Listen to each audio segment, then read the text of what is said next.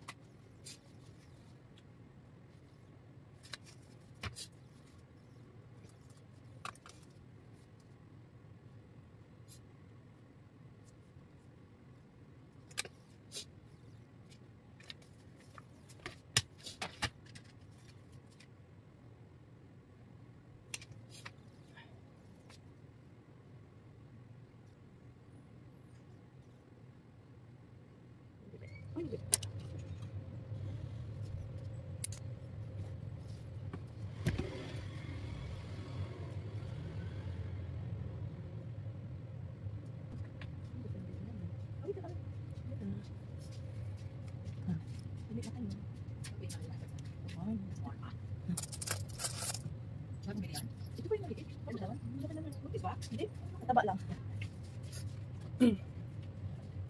Namin na bunso.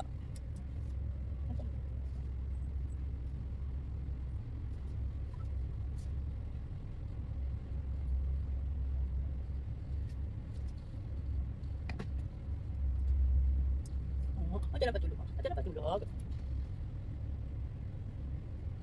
Ang cute. Ang cute na baby. Ang cute. Cute. Kampay ka, kampay. Para may mga bumili. Kampay. Tawag ka ng bibili. Trabaho ka, magtrabaho. Or yun. Yan, tawag ka na, tawag. Yan. Morning. Ito muna paper, gusto isa ko. Oo.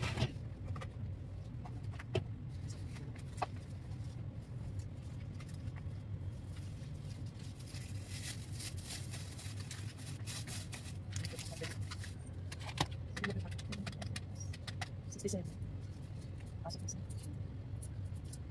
Ang service.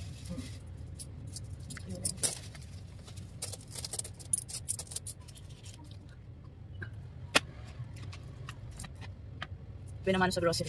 Kanina pa yung Maya. Sorry, ang oh. Ano dito naman ang bibi ko? Ang bibi namin. Ang dalawa bibi. Oy, bakit? Bati na. Bati na tila. Bati na tila. Di kayo ate lang? Kaya ate nang punta. Hindi naman away na ate. Napunta. Tabi na ate. Tabi. Tabi na. Sino may bibili? Ay. Kulit.